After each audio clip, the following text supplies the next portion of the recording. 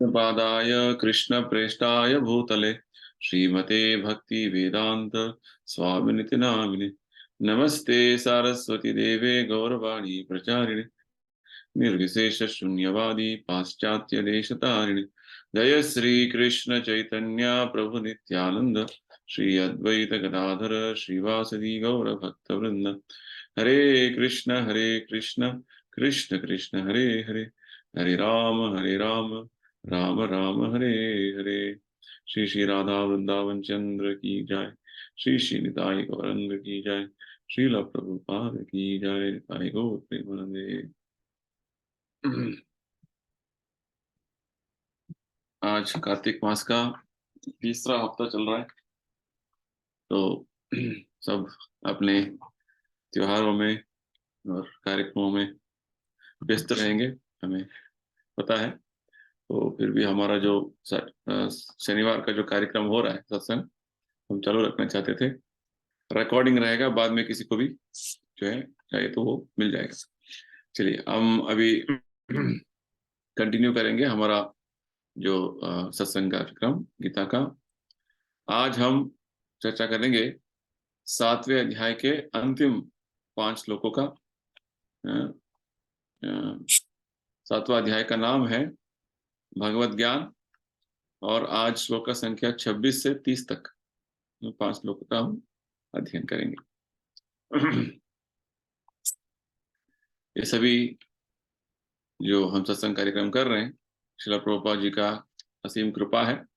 इन्होंने हमें भगवत गीता का अनुवाद और व्याख्या इतना सुंदर तरीके से दिया है कि केवल उसका अध्ययन मात्र से हम सब कुछ ठीक ठीक जान पाएंगे और हमारा आध्यात्मिक मार्ग में बहुत अच्छे तरीके से हम आगे बढ़ पाएंगे।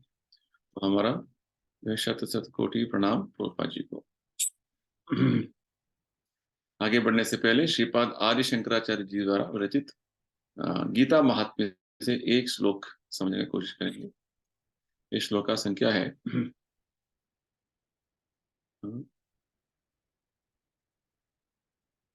5वें श्लोक है।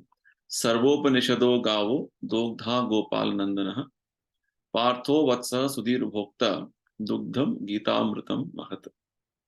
संपूर्ण उपनिषदे गो के समान है। गोपाल नंदन श्री कृष्ण धुने वाले हैं। अर्जुन बचड़ा है था महान गीतामृत ही उस गो का दुग्ध है, और शुद्धाचित वाला श्रेष्ठ मनुष्य ही इसका भोक्ता है। तो यहाँ पे शंकराचार्य जी द्वारा, तो शंकराचार्य जी हमें बता रहे हैं कि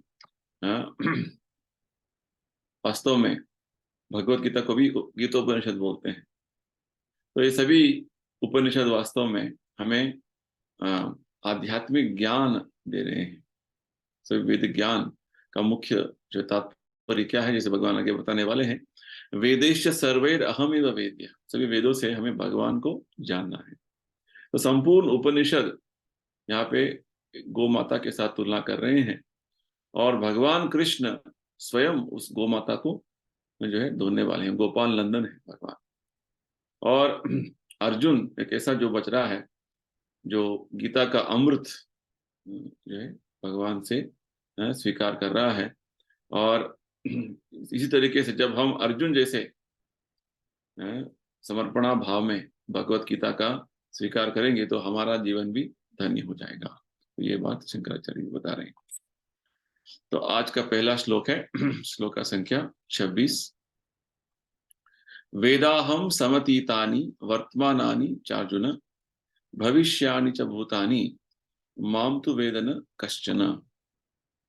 कि अर्जुन, श्री भगवान होने के नाते मैं जो कुछ भूतकाल में घटित हो चुका है, जो वर्तमान में घटित हो रहा है, और जो आगे होने वाला है, वह सब कुछ जानता हूं। मैं समस्त जीवों को भी जानता हूं, किंतु मुझे कोई नहीं जानता।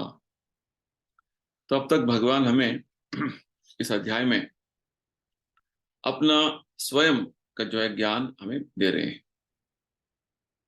इस अध्याय का नाम जैसे हमने समझा भगवत ज्ञान। भगवत ज्ञान को समझने का आवश्यकता क्या है? क्योंकि हम भगवान से हमारा घनिष्ठ संबंध है। और 6ठे अध्याय के अंत में भगवान ने बताया सबसे बड़ा श्रेष्ठ योगी वही है जो मेरे ध्यान में हमेशा मग्न रहता है और मेरे भक्ति सेवा में हमेशा संलग्न रहता है। तो ये सबसे बड़ा श्रेष्ठ योगी है। तो इसे हम भगवान के प्रति प्रेममयी भक्ति सेवा में हमेशा मग्न रहने के लिए उनके बारे में जानना बहुत आवश्यक है। उनका ज्ञान हमारे आत्मा के अंदर है, परंतु वो ज्ञान अभी ढक गया है। तो हमें भगवान के वाणी का जो है ज्ञान हमारे गानों के अंदर प्रवेश होने पर क्या होगा, वो ज्ञान जागृत हो जाएगा। कितने महापुरुष बोलते हैं, है ना, नित्य सिद्ध कृष्ण भक्ति साध्य कबू नाय। हर जीवात्मा वास्तव में भगवान के नित्य भक्त है, नित्य जो है सेवक है। अभी वो ज्ञान ढक गया है। वो ज्ञान को फिर से जागृत करने के लिए क्या करना है, जागरण करने के लिए श्रवणादि शुद्ध चित्ते। जब हम भगवान के बारे में श्रवण करेंगे तो हमारा मन का जो वास्तव ज्ञान है, जो आत्मा का वास्तव ज्ञान भगवान के नित्य दास रहने का, भगवान का भक्त रहने का, ये ज्ञान हमारा शुद्ध चित्त जब जागृत हो जाएगा तो हम वास्तव हमारा स्थिति में पहुंच जाएंगे। तो यही कोशिश भगवान यहाँ पे हमें कर रहे हैं। तो शुरुआत के श्लोक में भगवान ने यही बताया कि अर्जुन, जब तक मेरे प्रति तुम आसक्ति जागरण नहीं करोगे और ये योगा अभ्यास का आचरण इस तरीके से एक सदगुरु के जो मार्गदर्शन में नहीं करोगे, तब तक तुम अज्ञान में रहोगे। तो किस तरीके से मेरे बारे में क्या कैसे जानना है, क्या है मेरा ज्ञान, ये मैं तुम्हें समझाऊंगा, सुनो। तो भगवान ने बहुत सारे जो है ज्ञान हमें दिया है। पूरा भौतिक संसार का जो कुछ गतिविधियां चल रहे हैं भगवान के ही जो अध्यक्षता में चल रहे हैं। भगवान ही मूलभूत वो तत्व है जो सभी गतिविधियों का आधार है। भगवान ने ये बात समझाया। और भगवान ने ये भी समझाया कि 4 तरीके के लोग हैं जो दुष्कृति ना, यानी कि वास्तव में वो अपने बुद्धि को भगवान के प्रति समर्पणा भाव में अर्पण नहीं करते हैं, वो दुष्कर्म करने में लगे रहते हैं। वो इस तरीके के लोग जो है भगवान के प्रति समर्पण कभी भी नहीं करते हैं, शरणागत नहीं होते, और इनको दुष्कृतिना भगवान बोलते हैं। और 4 तरीके के सद्धर्म वाले हैं, सुकृतिनः, जो भगवान के समक्ष हमेशा सेवा करने में लगे रहते हैं। और भगवान ये भी बताते हैं, धीरे धीरे कुछ भी इच्छा के साथ भगवान की भक्ति में आ गए, धीरे धीरे जब भक्ति में लगे रहेंगे तो हमारे मन के जो कामनाएं हैं वो सभी शुद्ध होते जाएंगे और हम शुद्ध भक्ति के स्तर पर आ जाएंगे। शुद्ध भक्ति के स्तर पर आने का जो है बात भगवान हमें इस अध्याय में समझाते हैं। और भगवान ने कुछ श्लोकों से हमें समझा रहे हैं कि देवता आराधना जो है वास्तव में उसका कोई आवश्यकता नहीं, क्योंकि देवता भी भगवान के पूरे विश्व रूप का अंग है।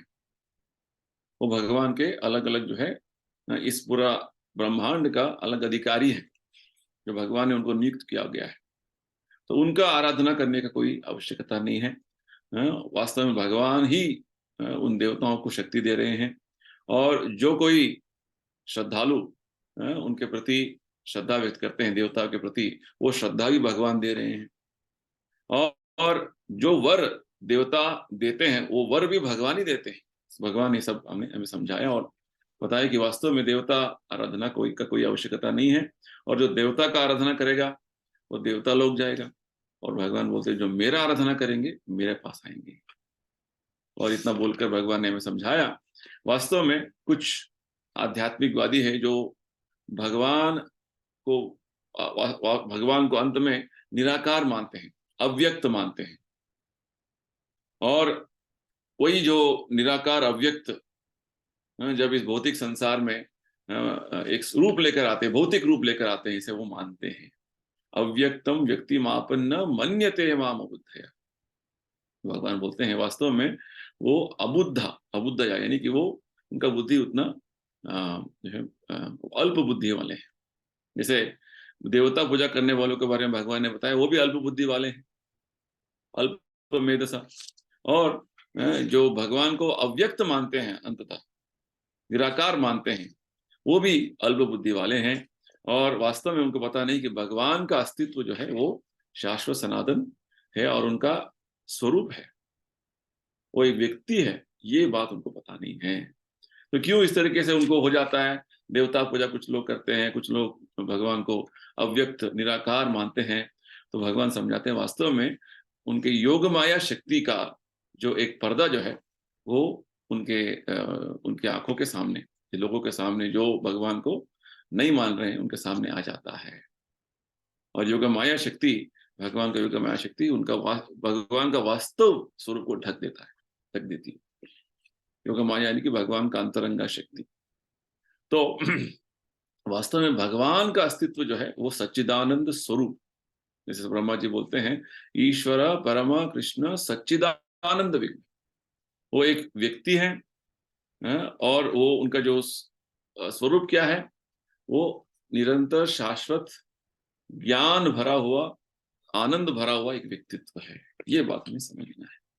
तो आज के जो श्लोक अभी अभी हमने पढ़ा, भगवान और अपने बारे में परिचय दे रहे हैं और बता रहे हैं कि वास्तव में भगवान एक ऐसे व्यक्ति हैं जो भूतकाल में अतीतानी, जो बीत गया है सब कुछ भगवान जानते हैं, और जो वर्तमान में जो हो रहा है सब कुछ भगवान जानते हैं, और भविष्य में जो होने वाला है वो सब कुछ जान लेते हैं।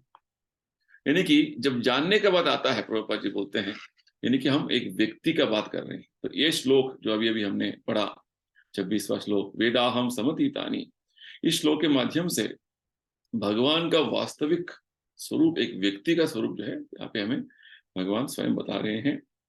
और जैसे निराकारवादी और जो मायावादी जो बोलते हैं, वो सोचते हैं कि वास्तव में भगवान जब स्वरूप लेते हैं तो माया का स्वरूप लेके आ जाते हैं। तो हमारा अनुभव में जिसको भी माया का स्वरूप है, इनकी भौतिक शरीर जो है, भौतिक शरीर, भौतिक स्वरूप वास्तव में माया से, माया शक्ति से माया शक्ति से मिला होता है।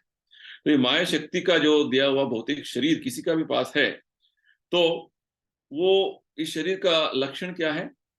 कि वो अपना भूतकाल का, पिछले जन्मों का कुछ भी याद उसको नहीं रहता है, और आगे क्या होने वाला है वो भी पता नहीं होता है उसको। तो कोई भौतिक शरीर जिसका पास है, उसे अपना पिछला जन्मों का कोई परिचय नहीं है, और अपने आगे आने वाले जो भविष्य में क्या होगा उसको पता नहीं है, और अभी नेक्स्ट क्या होने वाला है वर्तमान में वो भी उनको पता नहीं है। तो इससे हमें पता चलता है कि जब तक भौतिक कल्मश में कोई जीवात्मा रहता है, तब तक उसको अपना भूत भविष्य वर्तमान कुछ भी पता नहीं होता है। और भगवान यहाँ स्वयं क्या बता रहे हैं कि वो भगवान साधारण व्यक्ति जैसा नहीं है, वो भौतिक कल्मश के प्रभाव में नहीं आते हैं। वो उनका अस्तित्व जो है दिव्य है, आध्यात्मिक है, पारमार्थिक है। तो स्पष्ट भगवान बता रहे हैं कि भगवान को बीते हुए जो है भूतकाल का जो जो घटनाएं हैं सब कुछ उनको पता है, और जो अभी हो रहा है वर्तमान में भगवान को सब कुछ पता है, और भविष्य में जो होने वाला है सब कुछ भगवान को पता है। तो यही जो बात भगवान ने चौथे अध्याय में हमें थोड़ा जो है परिचय दिया था इसके बारे में, जो भगवान बोलते हैं कि मैं विवस्वान सूर्य देवता, अभी वर्तमान में जो सूर्य देवता है, हमारा सूर्य देवता, उनका नाम है विवस्वान। मैंने विवस्वान को पहले बार भगवत गीता का ज्ञान दिया था, और इसके बाद विवस्वान ने अपने पुत्र मनु को ये ज्ञान दिया था, मनु ने अपने पुत्र इक्ष्वाकु को ज्ञान दिया था। इस तरीके से राज ऋषियों के परंपरा में ये ज्ञान चलते आ रहा है। जब ये बात भगवान अर्जुन को बोलते हैं, तो अर्जुन तुरंत प्रश्न पूछते हैं, भगवान हम दोनों समकालीन हैं, तो आप सूर्यदेव को बहुत सालों से पहले, लाखों करोड़ों साल पहले आपने ये ज्ञान दिया था, मैं कैसे जान पाऊंगा?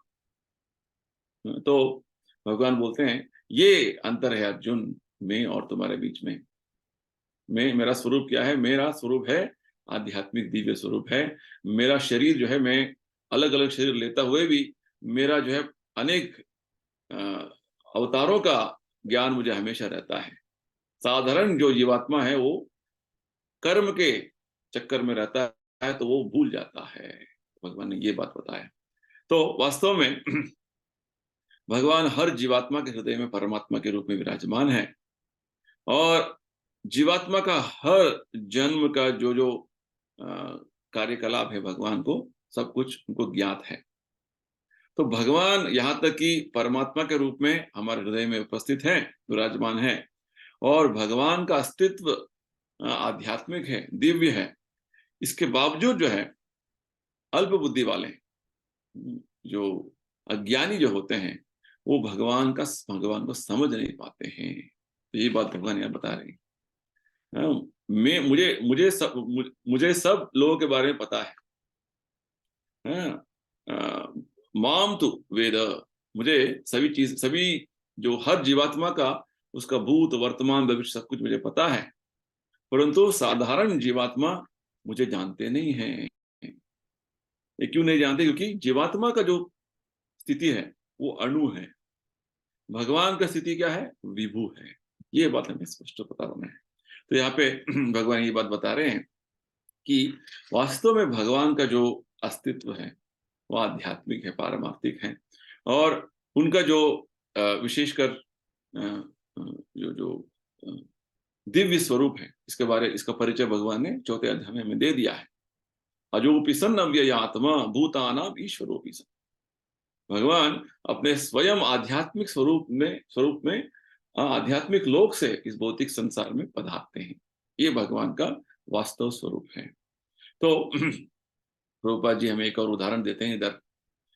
भगवान वास्तव में सूरज जैसे हैं, और माया जो है एक माया बहुत सारे जो बादल होते हैं इस तरीके का जो उदाहरण इधर प्रभुपाद जी देते हैं, जहाँ पे सूरज को कुछ बादल ढके होते हैं तो हम सूरज को नहीं देख पाते हैं, और बहुत सारे जो आकाश में ग्रह लोक होते हैं उसको भी नहीं देख पाते हैं।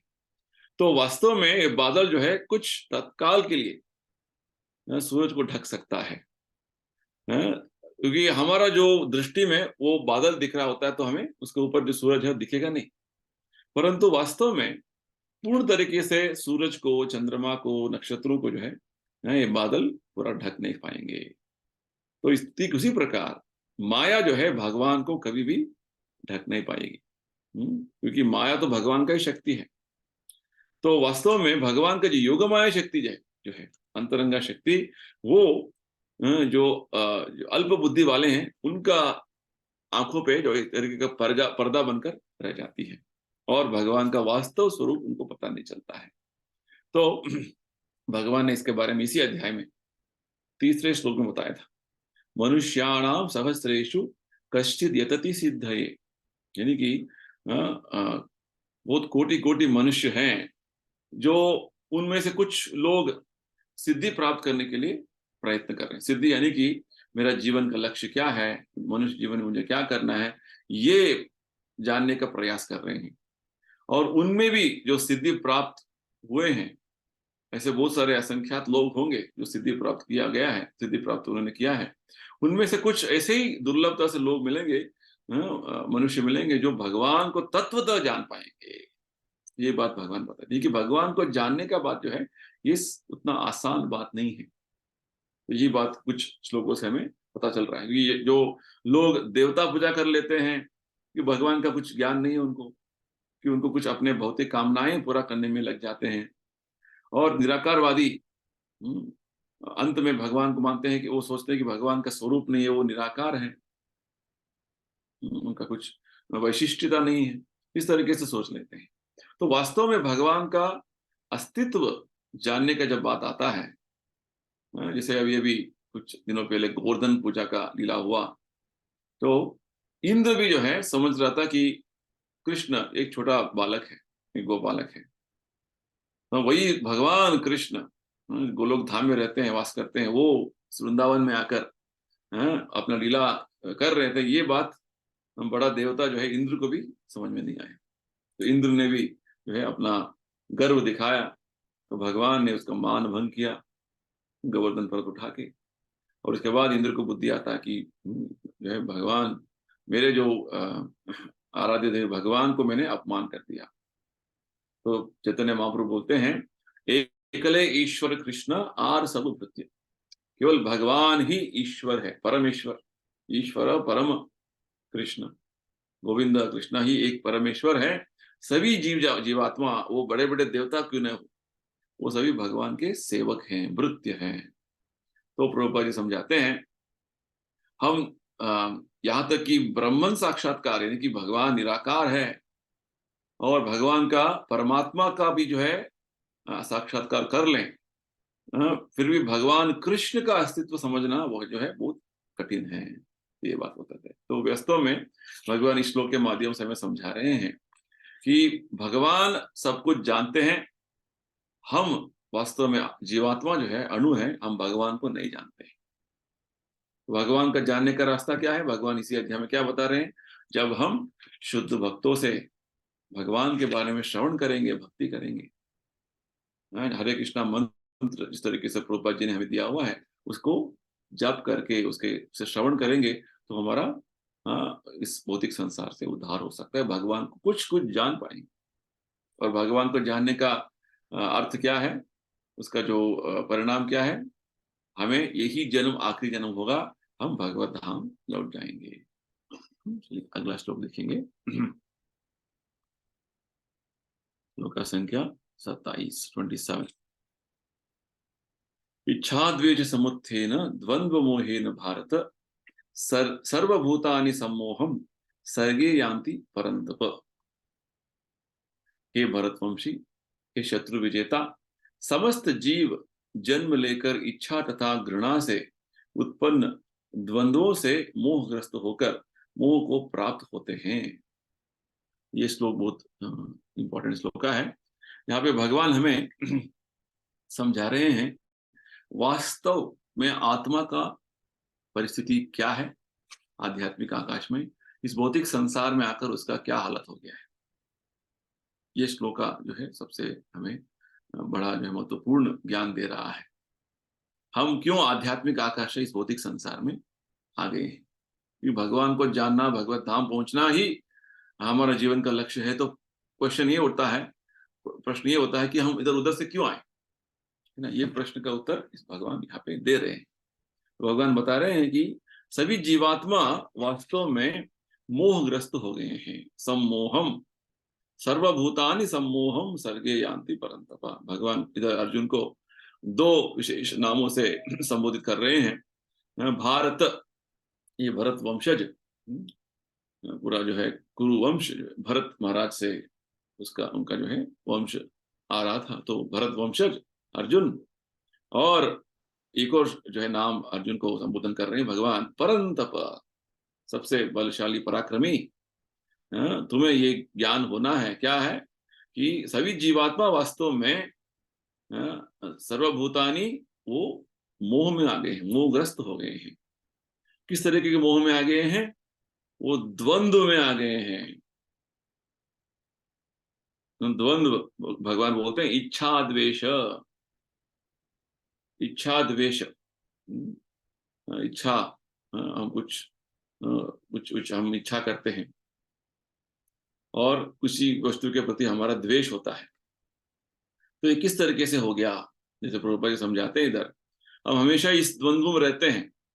जैसे हमें लोग, मुझे प्रशंसा करना है, ये इच्छा करते हैं। कोई जो प्रशंसा मुझे नहीं कर रहा है, मेरा निंदा कर रहा है, तो उसके प्रति मेरा द्वेष हो जाता है ना। हाँ, मुझे हमेशा सुख से जीवन जीना है, ये इच्छा है मेरा, मुझे दुख नहीं चाहिए, दुख से मुझे द्वेष है। इस तरीके से द्वंद्वों में हम हमेशा जीवन चला रहे हैं, अच्छा बुरा, खुशी दुख, दुख खुशी, इस तरीके से इस तरीके के द्वंद्व में हमारा जीवन चल रहा है। द्वंद्व किस तरीके से आ गया है, तो बड़ी समझाते हैं। वास्तव में जीवात्मा का मूलभूत उसका अस्तित्व यही है कि वो भगवान का नित्य दास है। चैतन्य महाप्रभु क्या बोलते हैं, जीवेर स्वरूप नित्य कृष्ण दास। जीवात्मा का वास्तव स्वरूप भगवान का नित्य दास बन के रहना है। ये जीवात्मा का वास्तव ज्ञान है। हम, भगवान जो है सच्चिदानंद है, सच्चिदानंद यानी कि संपूर्ण शाश्वत अस्तित्व, पूर्ण ज्ञान और पूर्ण आनंद का सागर है भगवान, और हम उनके छोटे से कण हैं। हम में भी सच्चिदानंद शक्तियां हैं, बहुत अल्प मात्रा में। हमें भी ज्ञान है, हमारा भी अस्तित्व शाश्वत है, हमें भी आनंद का अनुभव करने का शक्ति है। तो ये वास्तव ज्ञान हमारा क्या है? भगवान का नित्य दास बनकर रहना का ये ज्ञान हमारा वास्तव ज्ञान है। और जब हम इस ज्ञान जो है, ये ज्ञान ढक जाता है हमारा, एक ज्ञान जब हमारा वास्तव ज्ञान जो है ढक जाता है, तो क्या होता है? भगवान से एक तरीके का जो है सेपरेशन, भगवान से लगता है कि हमें भगवान से मेरा कुछ लेना देना नहीं है, इस तरीके का जो है अज्ञान हो जाता है। तो जैसे ही अज्ञान हो जाता है तो क्या होता है? तो माया का जो शक्ति जो है, माया शक्ति, वो हमारा वास्तव ज्ञान को ढक देती है, आवरणात्मक शक्ति। इसके बारे में हमने समझा हुआ इसी अध्याय में। तो ये आवरणात्मक शक्ति जो है भगवान का माया शक्ति, ये माया शक्ति द्वंद्व में काम करती है हमें। द्वंद्व यानी कि भगवान को तो भूल गए, और द्वंद्व किस तरीके से शुरू होता है? इच्छा द्वेष। तो भगवान प्रभुपाद जी समझाते हैं कि जो द्वंद्व, इच्छा द्वेष का द्वंद्व किस तरीके से कार्य करता है। जब हम अज्ञान में आ जाते हैं, अविद्या में आ जाते हैं, तो हम भगवान जैसे अनुकरण करने का इच्छा करते हैं। देखिए, इच्छा, भगवान ही क्यों रासलीला करने, मुझे भी करने। हाँ, भगवान ही क्यों भोगना है, मुझे भी भोगना है, इस तरीके की इच्छा। और भगवान के प्रति हम मत्सरता उत्पन्न कर लेते हैं मन में, है ना। तो भगवान जैसे अनुकरण करने का इच्छा और भगवान के प्रति मत्सरता, ये कारण है हमारा भौतिक संसार का। कृष्णा भूलिया जीव भोगवांछ करे, निकटस्थ माया तारे जपटिया धरे। तो प्रभुपाद जी समझाते हैं, जब हम फिर से हमारा वास्तव स्थिति में आ जाते हैं, यानी कि शुद्ध भक्ति के स्तर पर आ जाते हैं, शुद्ध भक्त बन जाते हैं, तो हम इस तरीके के जो कलमश से, द्वंद्वों से मुक्त हो जाते हैं। तब हमें पता चल जाएगा कि भगवान कृष्ण के वास्तव शक्तियां जो हैं, वो भगवान के अधीन में रहते हैं, भगवान का सेवा करते रहते हैं। और जो भगवान का इस सेवा में नहीं रहते हैं, वो अज्ञान में रहते हैं, अंधकार में रहते हैं, और भगवान का जो है वास्तव ज्ञान उनको नहीं रहता है, और अपने आप को यहाँ पे प्रभु मानने लगते हैं, स्वामी मानने लगते हैं। हर व्यक्ति ऐसे ही मान रहे हैं ना, मैं सबसे बड़ा व्यक्ति हूँ, सबसे बड़ा आदमी हूँ, सबसे बड़ा बुद्धिमान व्यक्ति हूँ, इस तरह के सब लोग सोच रहे हैं। इसको बोलते हैं मोह। इस तरह के मोह में हम आ जाते हैं। तो ये मोह जो है, जैसे हमने अभी अभी समझाया, हमेशा इसी तरीके का जो है अच्छा बुरा, मान अपमान, इस तरीके से बहुत सारे जो है द्वंद्वों में हमेशा फंसे रहते हैं, और पूरा जीवन में जूझते रहते हैं इन द्वंद्वों के साथ। ठीक है, तो प्रभुपाद जी समझाते हैं, ये मेरे पत्नी है, ये मेरे पति है, ये मेरे बच्चे हैं, ये मेरे अच्छा लग रहा है, मुझे बुरा लग रहा है, मुझे वो नाम कमाना है, मुझे इस तरीके की जो है द्वंद्वों में हमेशा फंसे रहते हैं। तो प्रभुपाद जी बोलते हैं, इस तरीके के द्वंद्वों में जो रहते हैं, हाँ, वास्तव में वो मूर्खता में रहते हैं, मूढ़ है, वो मूढ़ा है, हाँ? और इसलिए वो भगवान को जानते नहीं है। तो भगवान यह समझा रहे हैं, क्यों भगवान को जानते नहीं लोग? कि वो द्वंद्व में आ गए, माया के चक्कर में आ गए, माया के मोह में मोहग्रस्त हो गए। मोहग्रस्त होने का अर्थ है, हम इस तरीके से सोच रहे कि मैं शरीर हूँ, वास्तव में मैं शरीर नहीं हूँ, मैं आत्मा हूँ। शरीर के साथ मेरा जो है पहचान बना लिया, शरीर के साथ पहचान बना लिया, तो मेरा जो पूरा जो फाउंडेशन है अलग अलग हो गया, अलग अलग तरीके से मेरा पहचान बनता जाता है, और सभी चीजों को जो है मैं द्वंद्व में देखने लगता हूँ। ठीक है, तो ये हमारा वास्तव परिस्थिति है, अभी अभी का हालत, यानी कि एक तरीके का रोगग्रस्त स्थिति है। जैसे प्रभुपाद जी एग्जाम्पल देते हैं, उदाहरण देते हैं, जब हमें बुखार हो जाता है, फीवर हो जाता है, तो क्या होता है? हम जो है साधारण तरीके से जो खा नहीं पाएंगे, सो नहीं पाएंगे, अपना कार्य नहीं कर पाएंगे, उसको रोगग्रस्त स्थिति बोलते हैं, बीमारी स्थिति बोलते हैं। तो उससे जब बाहर निकलेंगे तो हम साधारण तरीके का जीवन जी सकते हैं। ठीक उसी प्रकार आध्यात्मिक दृष्टिकोण से, भगवत गीता का दृष्टिकोण से, हमारा जो परिस्थिति जो है अभी बीमार स्थिति है, क्योंकि हम भगवान को भूल गए हैं और अपने तरीके से अपना जीवन चलाने की कोशिश कर रहे हैं। और बीमारी क्या हो रहा है? बीमारी हमें बार बार जन्म लेने का, बार बार शरीर बदलने का जो है ये सिलसिला चल रहा है। जब हम इस बीमारी से बाहर निकलेंगे तो फिर से हमें जन्म लेने का कोई आवश्यकता नहीं रहेगा। नेक्स्ट श्लोक देखेंगे, श्लोक संख्या 28। तो भगवान हमें समाधान देते हैं किस तरीके से बाहर निकल सकते हैं। येषां तो अंतगतम पापम जनानां पुण्य कर्मणा ते द्वंद्व मोह निर्मुक्ता भजन्ते माम दृढ़व्रताः। जिन मनुष्यों ने पूर्व जन्मों में तथा इस जन्म में पुण्य कर्म किए हैं और जिनके पाप कर्मों का पूर्णतया उच्छेदन हो चुका होता है, वे मोह के द्वंद्वों से मुक्त हो जाते हैं और वे संकल्प पूर्वक मेरी सेवा में तत्पर होते हैं। तो अभी जीवात्मा मोह के जाल में फंस गए हैं। कैसा मोह में? द्वंद्व के मोह में फंस गए हैं। तो किस तरीके से वो बाहर निकल सकते हैं, भगवान यहाँ पे हमें समझा रहे हैं। यानी कि किस तरीके से हमारा जो इस परिस्थिति में, जिस परिस्थिति में हम अभी जन्म मृत्यु के चक्कर में फंस गए हैं, तो कैसे हम आध्यात्मिक स्तर पर आ सकते हैं, भगवान हमें यहाँ पे परिहार दे रहे हैं, समाधान दे रहे हैं। क्या करना है हमें? हमारा जीवन में धार्मिक विधि नियमों का अनुसरण करना है। धार्मिक विधि नियम वही होते हैं जो स्वयं भगवान ने गीता में हमें बताया हुआ है, और प्रभुपाद जी ने बहुत सरल बना दिया हमको धार्मिक विधि नियम। उसको बोलते हैं नियंत्रक तत्व। जैसे प्रभुपाद जी ने समझाया, आपको हर दिन प्रतिदिन 16 माला भगवान कृष्ण का जप करना कम से कम, और साथ में 4 नियंत्रक तत्वों का अनुसरण करना। मांसाहार नहीं करना, नशा नहीं करना, जुआ नहीं खेलना, और अवैध स्त्री संग नहीं करना। ये जो है तत्वों का अनुसरण करेंगे, और प्रभुपाद जी के जो किताबों को पढ़कर आगे आगे बढ़ेंगे, प्रभुपाद जी बोलते हैं हम धर्म का आचरण कर रहे हैं। कलयुग में इतना सरल बना दिया प्रभुपाद जी ने धर्माचरण का। तो इस तरीके का जीवन हम पूरा जीवन भर जो है जीते जाएंगे। और प्रभुपाद जी बोलते हैं ये जो जीवन है वास्तव में ये पुण्य का जीवन है, ये पापमय जीवन नहीं, ये पुण्य वाला जीवन है। और इस तरीके से हम अपने हर दिन का जीवन इस तरीके से बताते जाएंगे तो कोई पाप का प्रभाव ही नहीं होगा। भगवान ही बोल रहे हैं, जब हम पूरे पापों से, जब पूरे पाप का कर्मों से हमारा जीवन जो है मुक्त हो गया, ये शाम तो अंतगतम पाप, हम पाप कर्मों के जीवन से मुक्त हो गए। कैसे मुक्त हो सकते हैं? जब हमारा जीवन पुण्य कर्म से भर जाए। और इससे क्या होगा? भगवान आगे बता रहे हैं, ते द्वंद्व मोह निर्मुक्त। हम ये द्वंद्व मोह से, ये जो द्वंद्वों के माया जाल से हम बाहर निकल सकते हैं। हम वास्तव में आत्मा हैं, भगवान का शुद्ध जो है सेवक है, ये बात समझ सकते हैं और इस भौतिक संसार से बाहर निकल सकते हैं। भगवान प्रभुपाद जी हमें ये बात समझा रहे हैं।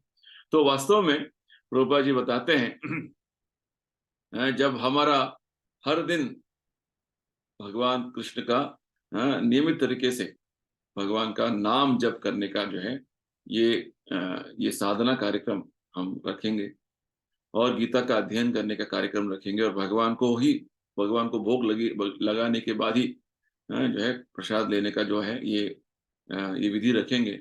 और धीरे धीरे जब जीवन में इस तरीके से जीवन बिताते जाएंगे तो हम शुद्ध जीवन जी रहे हैं, पुण्य जीवन जी रहे हैं। और इससे क्या होगा? हमारे सभी पाप कर्म, पूर्व जन्म के पाप कर्म सब कुछ नष्ट हो जाते हैं। भगवान यही बात बोलते हैं सर्वधर्मान परित्यज्य माम एकम शरणम व्रज अहम त्वाम सर्व पापेभ्यो। जब भगवान के प्रति इस तरीके का जो है भक्ति जीवन हम बिताते जाएंगे तो क्या होगा? हमारे सभी पाप कर्म नष्ट हो जाएंगे। यही बात भगवान यहाँ बता रहे हैं, ये शाम तो अंतगतम पाप। हमारे जीवन में पाप कर्म सब कुछ नष्ट हो जाना है। पाप कर्म नष्ट होने के लिए क्या करना है? हमें प्रभुपाद जी के मार्गदर्शन पर जो है हमारा जीवन चलाना है। प्रभुपाद जी बहुत सरल बात बताते हैं पुण्य जीवन जीने का। हर दिन हरे कृष्णा मंत्र का नियमित तरीके से जप करना। प्रभुपाद जी का जो नियम है 4 तत्वों के बारे में अभी हमने समझा। मांसाहार नहीं करना, जुआ नहीं खेलना, नशा नहीं करना, अवैध संग नहीं करना, ये सब तत्वों का अनुसरण करना। इस तरीके से हम जब जीवन बिताते जाएंगे और भगवान के भक्ति में लगे रहेंगे तो ये हमें इस भौतिक द्वंद्व से बाहर निकलने का एक रास्ता हो जाएगा।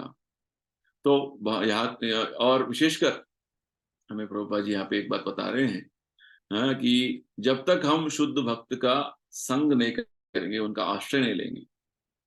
भागवत में एक बहुत अच्छा बात बताते हैं, महत सेवाओं द्वारा माहुर विमुक्ते। जब साधु संग करते हैं तो क्या होता है, हमारा मुक्ति का मार्ग खुल जाता है। साधु संग करने से क्या होगा, आदो श्रद्धा तथा साधु संग भजन क्रिया। साधु हमें किस तरीके से भजन करना है बताते हैं।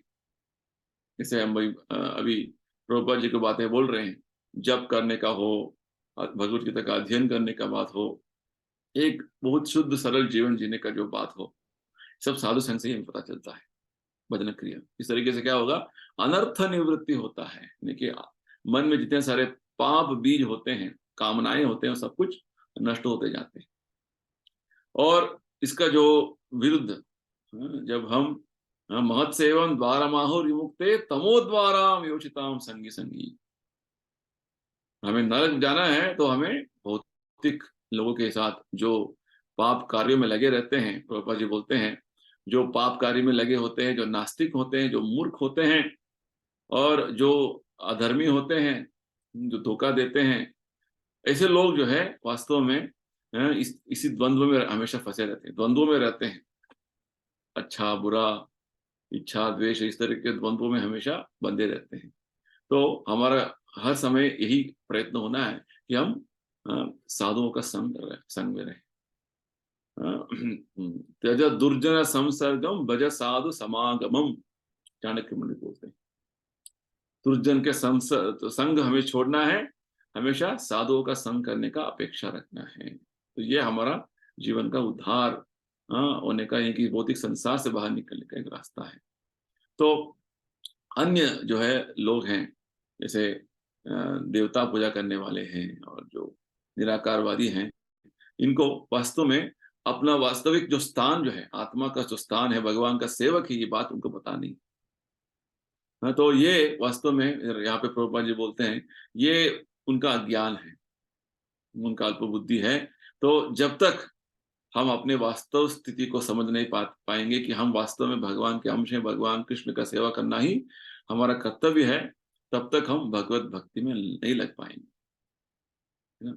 तो इसलिए यहाँ पे भगवान स्पष्ट हमें बता रहे हैं कि उनके भक्ति में दृढ़ता से, बहुत अच्छा जो शब्द भगवान इधर बोल रहे हैं, दृढ़व्रता, हाँ, बहुत दृढ़ता से, डिटर्मिनेशन बोलते हैं इंग्लिश में। जब तक दृढ़ता संकल्प से जो है हम भगवत सेवा में लगे रहना है, तो हमारा कोशिश होना है कि हर दिन हम एक जो है एक गुरु साधु शास्त्र के मार्ग पर चलकर हमारा भक्ति जीवन हमें चलाना है। ये बहुत बड़ा अच्छा श्लोक है। इस तरीके से हम भौतिक संसार से बाहर निकल सकते हैं। भौतिक संसार में फंस गए हैं, तो आगे भगवान और अच्छे बात बता रहे हैं। श्लोक संख्या 29। जरा मरण मोक्षाय माम आश्रित्य यतन्ति ये, ते ब्रह्म तद्विदुर कृष्णम कृष्णम अध्यात्मम कर्म चाखिलम। जो जरा तथा मृत्यु से मुक्ति पाने के लिए यत्नशील रहते हैं, वे बुद्धिमान व्यक्ति मेरे भक्ति की शरण ग्रहण करते हैं। वे वास्तव में ब्रह्म है, क्योंकि वे दिव्य कर्मों के विषय में पूरी तरह से जानते हैं। तो अभी अभी भगवान समझा रहे थे श्लोक संख्या 28 में कि किस तरीके से हम इस द्वंद्व से बाहर निकल सकते हैं। द्वंद्व से बाहर निकलना यानी कि ये जन्म मृत्यु चक्र से बाहर निकलना। जो भगवान यहाँ बता रहे हैं, जरा मरण मोक्षाय। जरा यानी कि वृद्धाप्य, और मोक्ष और मृत्यु मरण। जब जन्म हो जाता है, धीरे धीरे हमारा वृद्धाप्य होता है, जरा होता है और मरण होता है, और बीच में बीमारियां आते हैं, जन्म मृत्यु जरा व्याधि। तो यहाँ पे भगवान बोल रहे हैं, हमें जरा मरण से मोक्ष होना है, तो क्या होना है, हमें माम आश्रित्य, भगवान बोलते हैं मेरे आश्रय में, भक्ति में, मेरे आश्रय में आ जाना है। यही बात भगवान ने शुरुआत में बताई थी। मय्यासक्त मनः पार्थ योगम युञ्जन मदाश्रय। आश्रय, भगवान का आश्रय में आना ही जो है हमारा जो है इस भौतिक संसार से बाहर निकलने की, जन्म मृत्यु चक्कर से बाहर निकलने का मार्ग है, और कुछ नहीं, और कोई दूसरा रास्ता नहीं है। तो भगवान बोलते हैं ऐसे जो व्यक्ति है वास्तव में वो बुद्धिमान व्यक्ति है, क्योंकि वो सब कुछ आध्यात्मिक और भौतिक तरीके का जो सभी विषयों के बारे में ज्ञान सब कुछ प्राप्त है, भगवान बोलते हैं। यानी कि जब हम भक्ति में आ जाते हैं, तो स्वयं हमें भगवान सब कुछ अ, ज्ञान दे देते हैं। यही बात भगवान ने शुरुआत में बताया था। भगवान ने बोला था कि जब हम भगवान के भक्ति में अपने आप को मग्न रखते हैं, तो अपने आप भगवान हमें सभी ज्ञान दे देते हैं।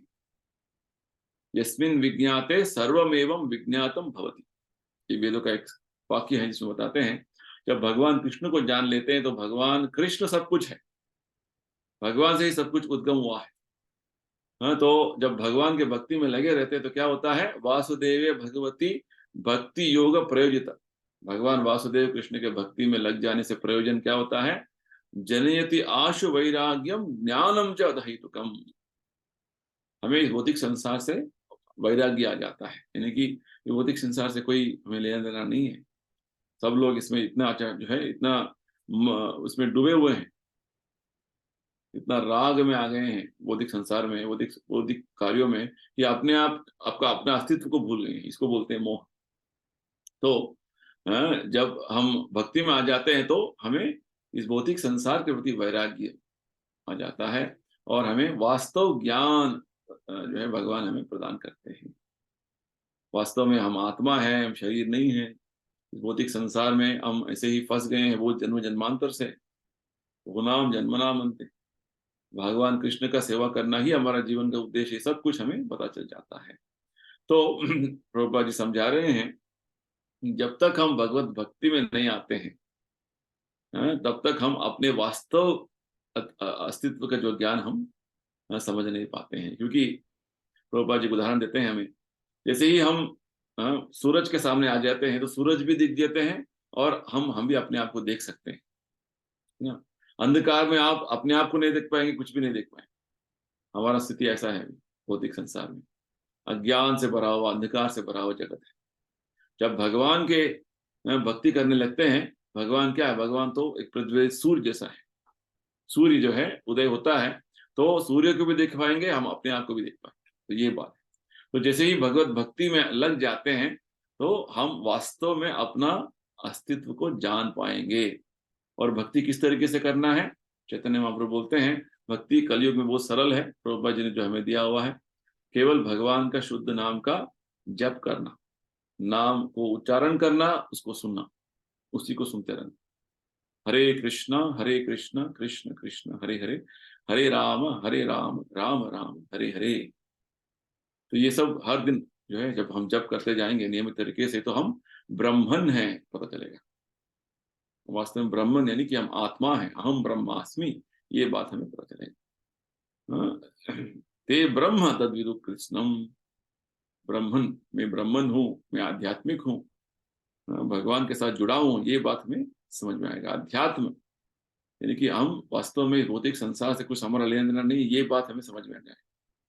भौतिक संसार में इतना कर्म के चक्कर में आके फंसे हुए हैं, अपने आप को जो है भौतिक संसार के साथ पहचान बना लिया, तो यहाँ से बाहर निकलना है। तो ये यहाँ पे भगवान बहुत अच्छा बात बता रहे हैं, हमें इस भौतिक संसार के जन्म मृत्यु का चक्कर से बाहर निकलना है, जरा मरण मोक्षाय। तो भगवत भक्ति का आश्रय लेना है, भगवत भक्ति, भगवान का आश्रय लेना है, भक्ति आचरण करना है। और भक्ति आचरण हमने बताया केवल भगवान के पुण्य नाम का जाप करने से, उसका कीर्तन और श्रवण करने से हो जाएगा। और धीरे धीरे हमें सभी ज्ञान भगवान प्रदान करते रहेंगे। प्रभुपाद जी ये भी बताते हैं, साथ ही साथ हम भगवत ज्ञान को समझने का भी गीता का अध्ययन के साथ करते रहना है, प्रभुपाद जी बताते हैं।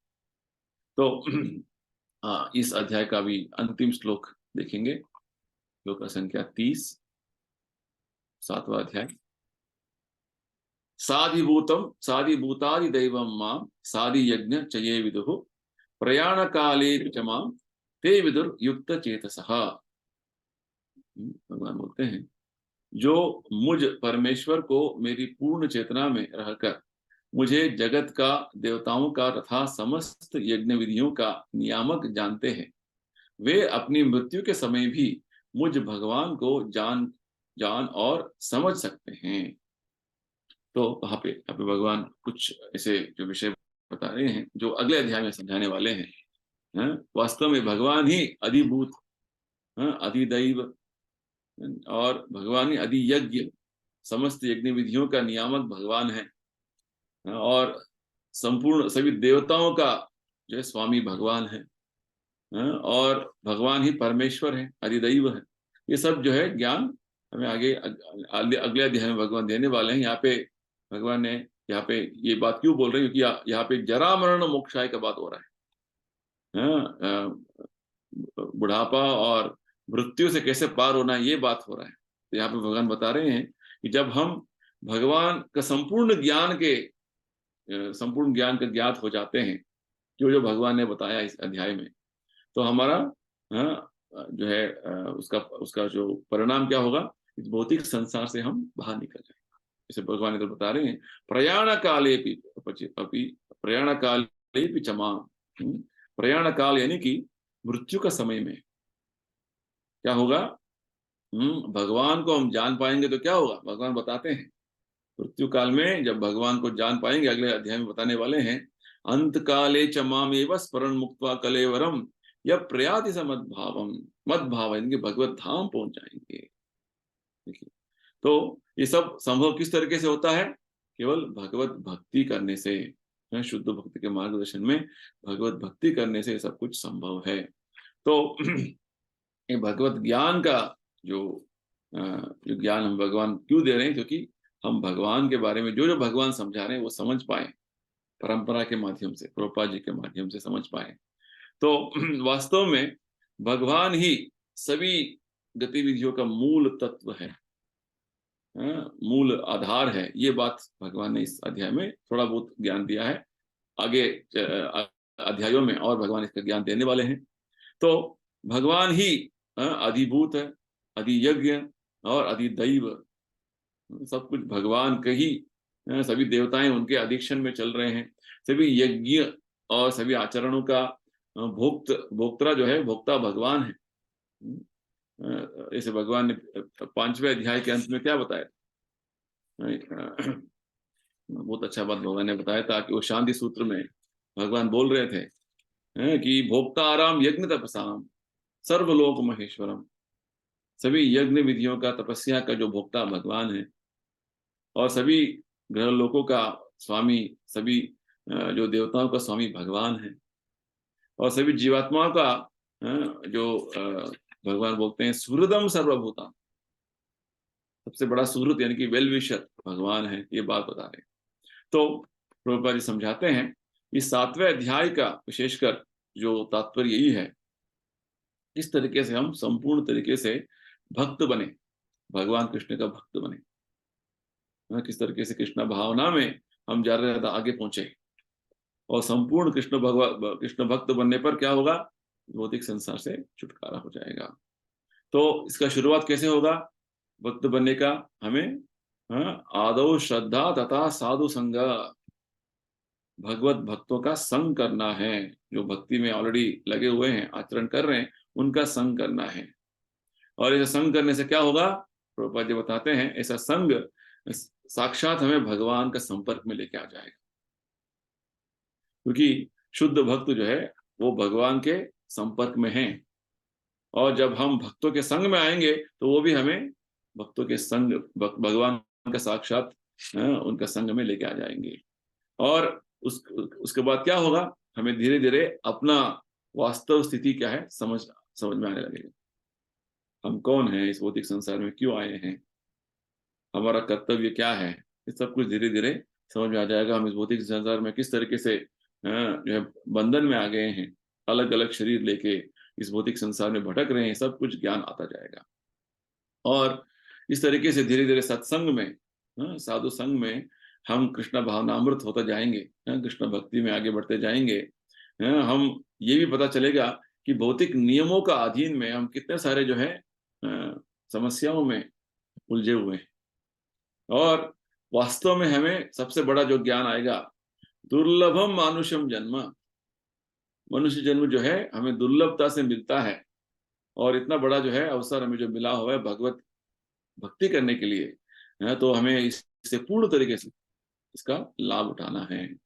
प्रहलाद महाराज बोलते हैं, दुर्लभम दुर्लभम मानुषम जन्म तदपि अर्थदम अध्रुवम। ये जो जीवन हमें मिला हुआ है दुर्लभता से मिला है, जन्म जन्मांतर के बाद हमें जन्म मिला है, क्योंकि बहुत सारे जन्म हमने ले लिया है। पशु जन्म, पेड़ पौधों का जन्म, पंछियों का जन्म, इतने सारे 84 लाख तरह के जन्म हम ले चुके हैं। अंत में हमें मनुष्य जन्म मिला हुआ है, और ये जन्म जो है अर्थपूर्ण जीवन जीने का एक सुविधा है।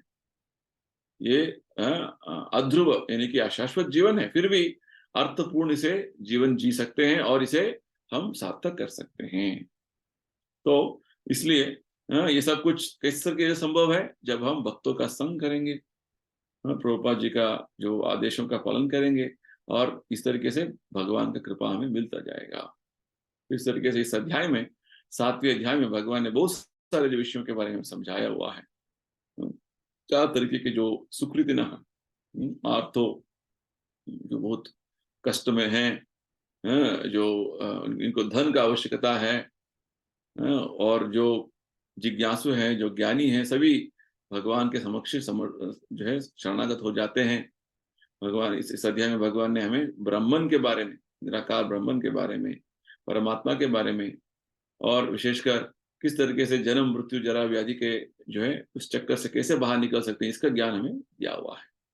तो वास्तव में जब भक्ति ज्ञान में जब आ जाते हैं, भक्ति का आचरण में जब आ जाते हैं, दूसरे अन्य विधि विधानों का कोई उस पर हमारा उतना ध्यान नहीं रहेगा, क्योंकि ये सबसे श्रेष्ठ जो है एक आचरण है।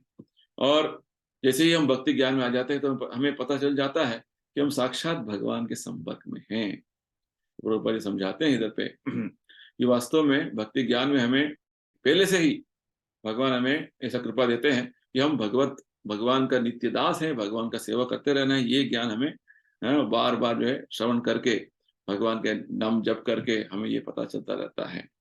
तो इस तरीके से हम धीरे धीरे जो है हमारा अंदर में संकल्प जो है वो बढ़ता जाता है, हम दृढ़ व्रत बनते जाते हैं। जैसे भगवान ने 28 श्लोक में बताया, हम भक्ति में दृढ़ व्रत बनना है।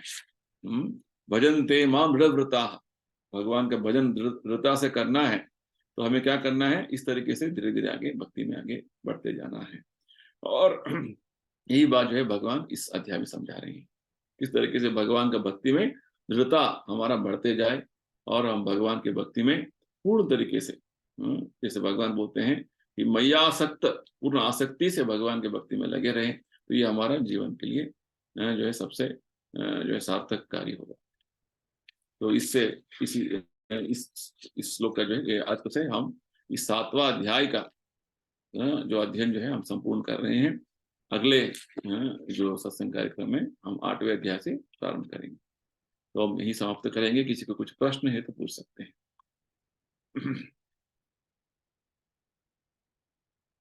प्रश्न नहीं है तो हम यही समाप्त करेंगे। तब से फिर से नेक्स्ट वीक मिलेंगे और आगे बढ़ाएंगे गीता का सत्संग कार्यक्रम। हरे कृष्णा। श्रीमद् भगवत गीता की जय। श्रील प्रभुपाद की जय। हरे कृष्णा। हरे कृष्ण।